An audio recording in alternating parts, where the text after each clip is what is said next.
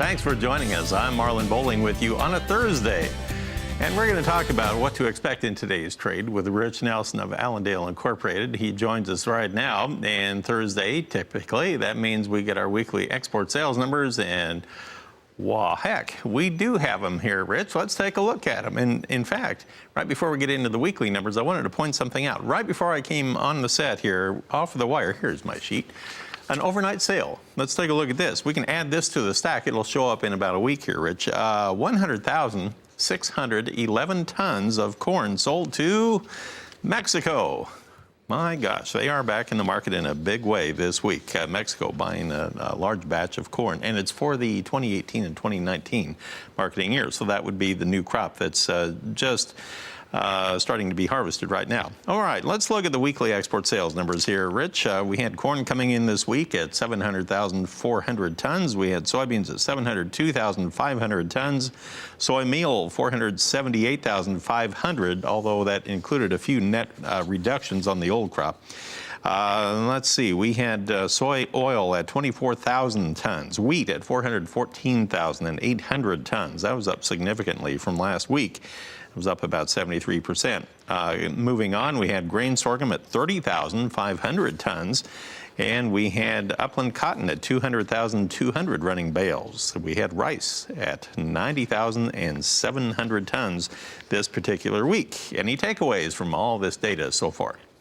For the most part, these numbers were within the trade expectations, so we probably won't see any big jump as far as prices today just from this news. But I think, like you mentioned on the wheat side, this was a little stronger than we've seen here in recent weeks, so perhaps we'll get maybe a little more interest on this one. But keep in mind on the wheat, we still have a big deficit in terms of past sales we need to make up, so we'll see if we get any type of market reaction. But for the most part, these numbers shouldn't get two people riled up here right now. I'm looking through the narrative. There's about a 3-page narrative that accompanies all these weekly export sales numbers that come out from USDA. And it goes into description of who buys what and how much and what's been reassigned. But it strikes me that on the wheat, we have one of the key buyers, Mexico. Corn, a key buyer of the old crop, Mexico. The new crop, Mexico. Sorghum, Mexico. We had rice, Mexico. So they're in there time and time again. They were in there as buyers of soybeans. They were in there for buyers of soy meal. And interesting also on the cotton, the biggest buyer for the old crop cotton, and also as a buyer for some new crop, was China. Didn't expect to see that. Did you, Rich?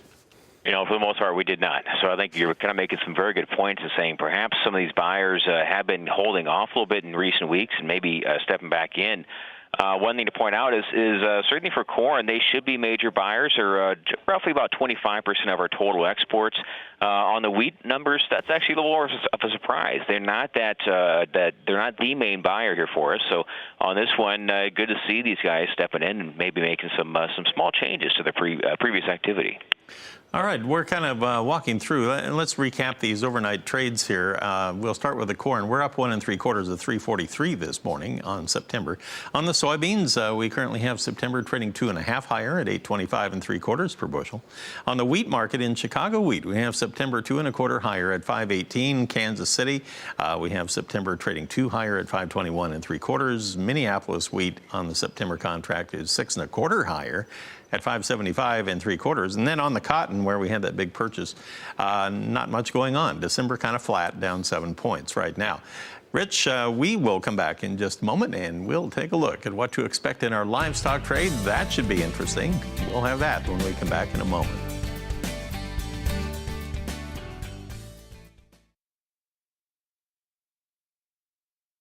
Beef and we're back with you to take a look at our livestock trade this morning with Rich Nelson of Allendale Incorporated.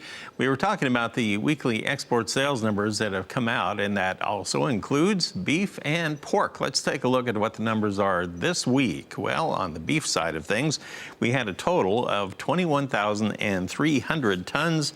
Now, that was not all in one marketing year. That actually had a little bit earmarked for next year, for 2019. 700 tons of that total was earmarked for 2019 there. And on the pork side, we had a healthy number of 29,100 tons. It was all for the calendar year of 2018. That was up 9% from last week, up a couple of percentage points from the 4-week average. By the way, on the beef, that was unchanged from last week, and it's up 13% from our 4-week average. All right, Rich, your takeaway from those numbers as they relate to the overall market structure right now.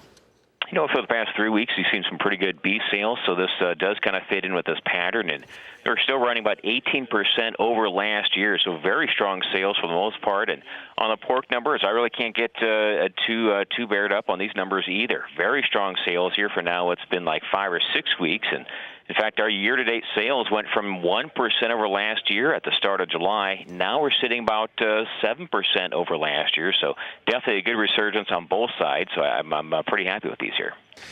What do you think, Rich? Should we have a contest here and ask everybody who they thought the biggest buyer of U.S. pork was last week? Oh, that's gonna be a good one. After our earlier discussion here, it really makes you wonder, and of course, not a big surprise, the largest buyer of U.S. pork last week was, drum roll please, Mexico at 12,500 tons of that total. So they alone bought well over a third of it. Also on the beef side, they were one of the key buyers on the beef as well. So they have really been picking up the pace here. They bought a lot of stuff in this last week. Certainly right. I think this is going to be a pace. We'll maybe see continue here these next couple of weeks ahead of us, but certainly for the next couple of weeks, a lot of this will be depending also on any progress with NAFTA. So we'll see if this does get some changes going on here. All right, we were looking at the livestock summary from yesterday, and there's really not much in the way of any cash cattle trade to speak of, so no market direction really from that. We had some dress basis head that sold at 170 basically in Iowa. So Rich, thank you very much for the analysis this morning. Appreciate it. We'll get the market off and running here in about 6.5 minutes from right now. Jen. All right, sounds like a plan. Thanks, There you Marlon. go.